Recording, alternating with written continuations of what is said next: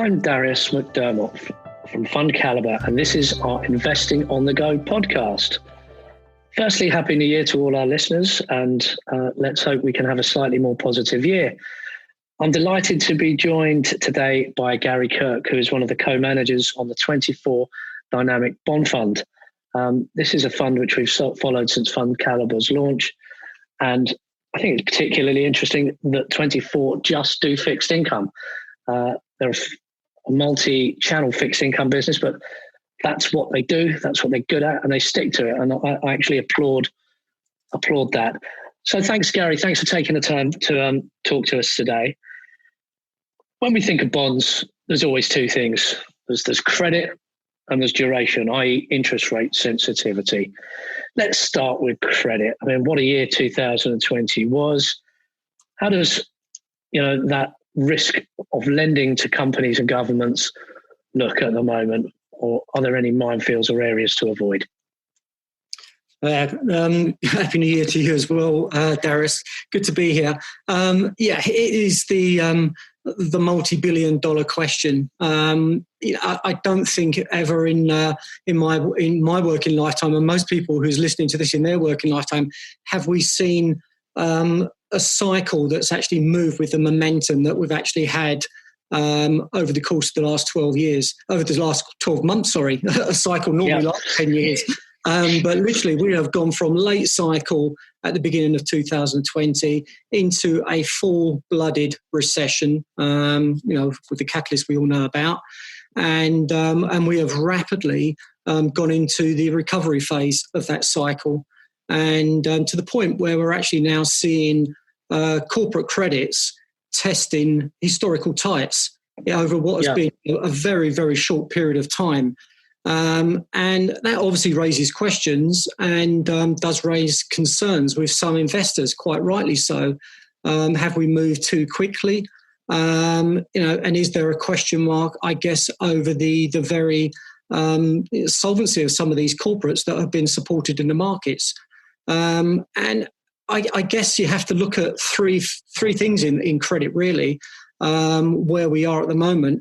You have to look at the level of the actual level of the debt, the volume of debt, and I guess the amount of support from investors. How much is that pent up demand, that investor demand for income? And we all look at fixed income market for what is yield and income for investment portfolios. And then on the corporate side, just looking at Moody's data, gross issuance in 2020, 5.4 trillion. That's up 22% on the previous year. So in terms of absolute volume, it's eye-wateringly large, albeit 90% of that, or approximately 90%, was actually in investment grade. But there is a buyer on the other side of that trade, though, isn't there? In the buyer of last resort. Absolutely, there is the buyer of last resort, and that was going to be obviously, the caveat to that large number is, but we've never had such a large investor or investors, sort of taking the other side of that particular trade, and therefore you can understand why corporates have issued into that backdrop, because rates have been driven lower. Of course, because of the stimulus packages that we've seen and the support mechanisms from central banks. And it's not surprising to see banks and corporates front loading their issuance needs. So I would expect, and I think that if you speak to the main investment banks that are out there in our space, they all sort of expect that the issuance in 2021 will be lower than it has been in 2020. So in terms of the net interest charge, the burden that has on borrowers, that's obviously lower because historically rates are as low as they've ever been, and there, if you listen to the rhetoric from central bankers, then rates are going to remain low for a prolonged period of time. They've all said, be it the Bank of England, the ECB, the Fed, have all said that they're prepared to let economies run hot whilst leaving rates unchanged, meaning that they're going to see inflation go beyond the sort of the 2% level for a prolonged period of time before they even begin to sort of consider adjusting rates. So I think in terms of the timing for corporates to actually refinance or to restructure their financing needs, I think we've got time on our hands. Certainly with rates remaining low for a prolonged period of time, that means that investors are going to be forced into credit. It's the only place that they can actually find any yield.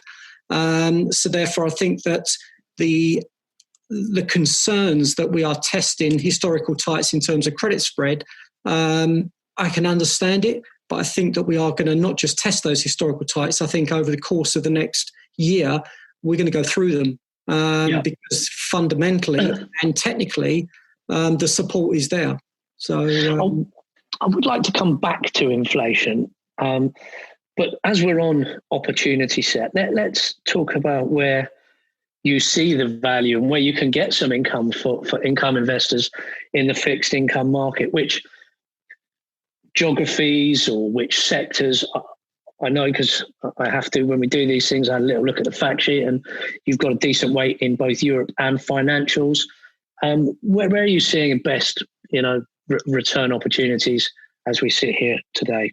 Yeah, I mean, your first question then on inflation, do we see inflation, picking up? Yes, we ultimately, inflation will come through.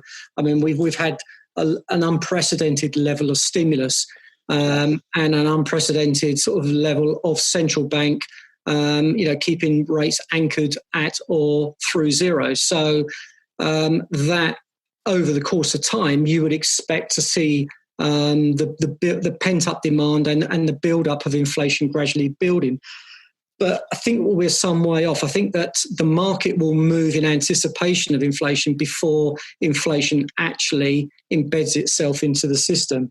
And I think that we need to see a number of key fundamentals improve before inflation does become a real concern for the central bankers. So maybe not your base case then that inflation is a worry on a 12-month view, but at a period sometime after that when you'll need to protect us from those potential rising rates. Yeah, no, I'm not saying that inflation isn't going to happen, but I think we need to see some fundamental changes first of all. Look at it; it needs to come from the consumer. Now, the consumer has increased their savings. We know that there's pent-up demand.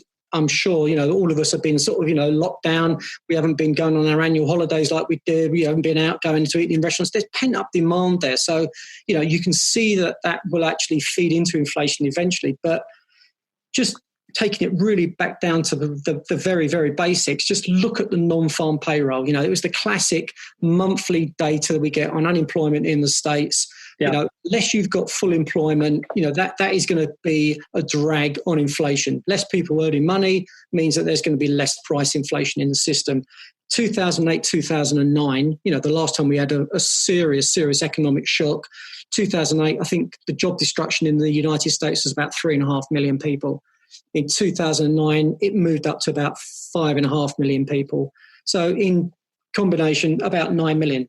2020, job destruction, 9 million people. So actually, in combination, we're pretty much like we were back in 2009. That took inflation some time to sort of, to begin to build up again.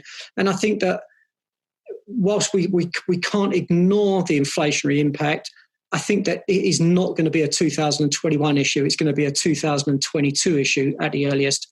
But as you rightly said, some of the central banks are loosened their focus on the inflation target as opposed to looking at the overall well-being of an economy, taking that into account and not having to raise rates at the first sniff of a very positive inflation month or quarter. Absolutely. They'll let the economy run hot for a period of time before they start to get concerned and then start to adjust the base rates. So I think inflation is something that the market will sort of actually focus on before the reality. And we're seeing that already in the Treasury curve. I mean, I wrote a blog this morning, funnily enough, hot off the press, just going to be released this afternoon, talking about, the steepness of the curve. Is the first, the 2s, 10s is a classic. I'm an old-fashioned trader. 2s, 10s is a classic shape of the yield curve. You would look at the long end of a yield. That's the two-year Treasury and the 10-year Treasury. That's the yield of the 2-year Treasury versus the 10-year yield of the 10-year Treasury. And that gives you the steepness of a curve.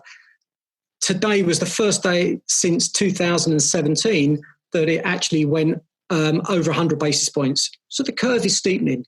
And just for those that are not rates traders amongst this, for the listeners here, the short end is typically driven by base rates, by central policy, and the longer end of the curve is typically driven by the perception of inflation. So as the perception of inflation increases, the steepness of the curve, it gets steeper.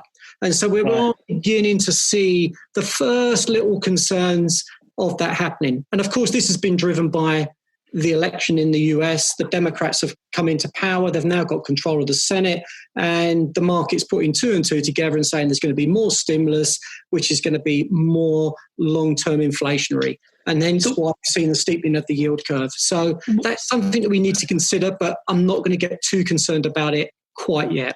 So where are you putting our money to work today then? What areas are interesting you? Geographies, governments, EM debt? What are you looking at? Yeah, I mean, we are definitely in transition. We're in a recovery phase of the credit markets. We've seen that. I mean, that's been helped obviously by all the stimulus packages. That's going to continue. We've already seen that. The ECB had their sort of at the tail end of last year had the pandemic emergency purchase program, the PEP for which is shortened to. That's now up to around the 1.85 trillion mark. And the US stimulus package is obviously, is going to be going through the Senate over the next 100 days or so. So that support in the general marketplace is going to continue.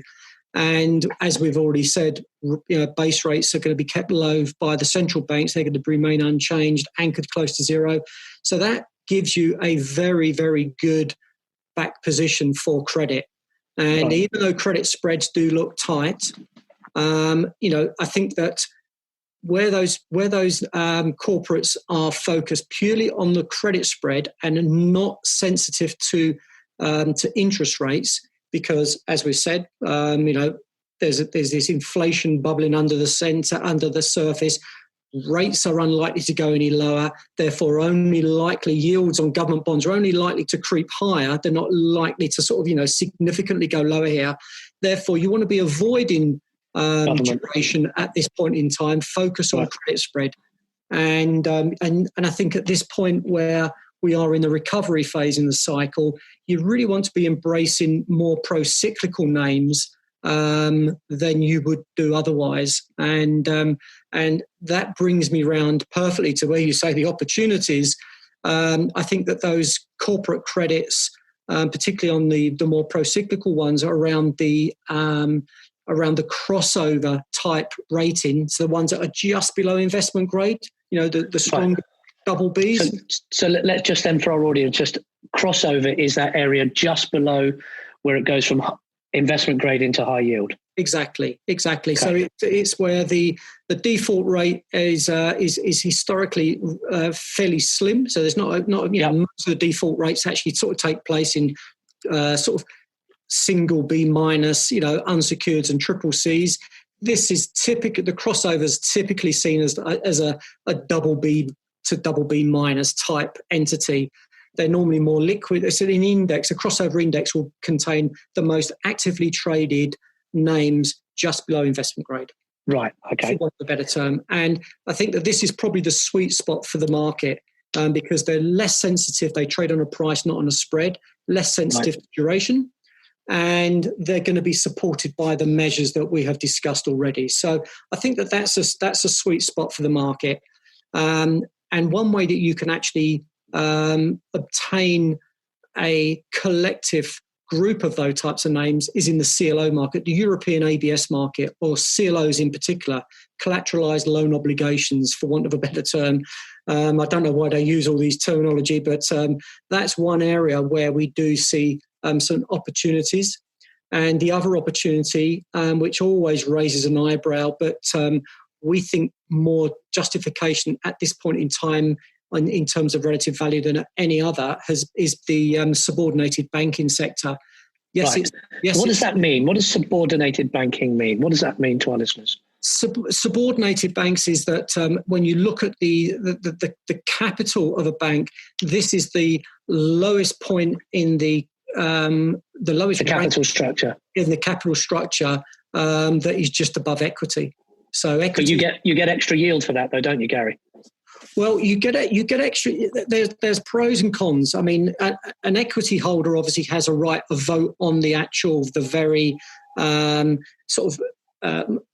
how a bank actually operates, the key elements that sort of dictate how the bank operates. You know, if you're an equity holder, you've got a right to vote on that. You know, you can vote the directors in and out, etc.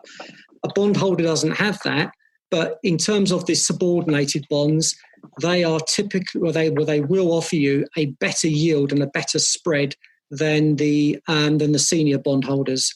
So you are taking more of a risk. So if a bank does go into default, then the subordinated bondholders take a capital loss before the senior bondholders. But we believe that you are being rewarded for it for a number of good reasons. That's the main issue. Is you understand the risk you're taking for that extra reward, and clearly at this stage of the cycle, you think that's a good trade. I think it's a very good trade. Now, you know, I don't invest in equity from this fund, but from a personal point, you know, there's nothing to stop me from actually investing in equities. I would not be investing in the equity of a bank at the moment, but I am certainly investing in the subordinated banks. And there's a very good reason. A lot of people will say, the most deeply subordinated bank bonds are at risk like equity. Well, they're not. There's a big, strong differentiator between the equity and the subordinated bank now. Subordinated bank coupons are being paid, and the regulator wants those to be paid. The regulators have actively curtailed banks from paying dividends. And yes, this is that contractual income versus discretionary income, and dividends obviously are discretionary, and payments on coupons are contractual. Well, they are, and the AT1s, the language there is a little bit more equity-like, but the regulator has actually given very strong indications over the last year that they want the AT1 coupons to be paid where they can, to the point where even when the capital goes below certain thresholds that in the past were concerns, the regulator's happy to look through that at this point in time during this crisis period, whereas they've guided banks to refrain from any dividend payments until at least September 2021. And even when they are turned back on, there are very strict covenants about the level of capital that a bank has to hold in order to be able to pay that dividend. So we think that equity income from a bank sort of equity is not encouraging at the moment. So therefore, the subordinated bank debt is the one area where you can get attractive income for the risk you're taking. And another function or feature, I would say, of the Dynamic Bond Fund, but also a feature of 24 Asset Management, which is your speciality in something called asset-backed securities. Would you give me a 1 or 2 minutes intro to what an asset-backed security is, and why they're nice to have in a multi-strategy bond fund such as yours? Yeah, I mean, it's the asset-backed securities is a strange mnemonic that has been sort of adopted by the financial industry. It just means asset-backed securities, and it covers a multitude of products. So you can have income streams from credit cards, you can have income streams from car loans, you can have income streams from household mortgages, commercial mortgages, and also from leverage loans, from those corporates that are sub-investment grade, you know, the loans. So anything that has an income stream, you can collectively put it into... Pull it together, don't you? Pull it together and then issue bonds dependent on the amount of credit enhancement each tranche has above or below it. And here I'm just talking about European ABS. There are legal and structural differences between US and European. Here we are only really active in the Europeans for good legal reasons, which I won't go into here, but there are reasons why we prefer that particular geographical region. The CLOs, which we do like, is just a way of having a collective exposure to corporate loans. And once again, I think we're fortunate at 24 that we have probably one of the most highly regarded asset-backed security teams looking at these. There's definitely a complexity premium in terms of the spread for having for investing in this particular type of product.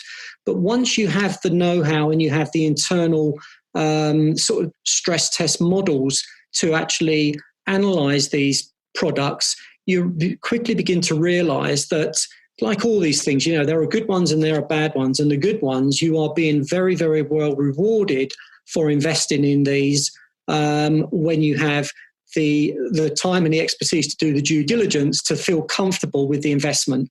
And to give you an example, a typical double B rated CLO, which is a collateralized loan obligation type ABS, the ones that we prefer, European one, you can easily find these in the market at about 600 basis points over LIBOR. So about 600 basis points, 6% of yield. Compare that to a current double B European high yield borrower, which you'd be lucky if you can get more than 2.5% at the moment.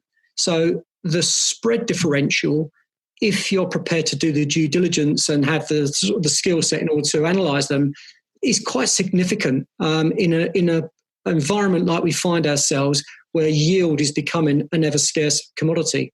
So it's one area where I think that when you're, our team live and breathe it every single day of every week, and they understand where the pockets of liquidity are. They're very comfortable with the due diligence of the actual independent sort of CLO managers.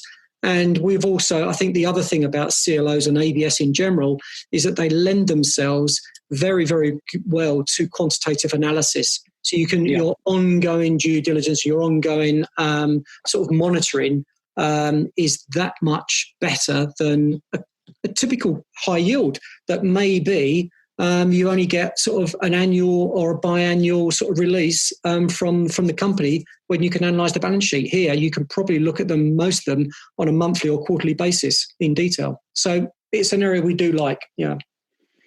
Gary, thank you very much for taking us through the world of fixed income. And I'm glad we got a chance to talk about asset back, because I know it's an area of speciality for the firm, but also a bit of a differentiator in the 24 Dynamic Bond Fund, because you do have that within your firm that you can add an allocation into that part of fixed income. So thank you very much for your time.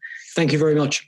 If you'd like more information on the 24 Dynamic Bond Fund, please visit FundCalibre.com. And don't forget to subscribe to the Investing on the Go podcast. Please remember, we've been discussing individual stocks to bring investing to life for you. It is not a recommendation to buy or sell. The fund may or may not still hold these stocks at the time of listening.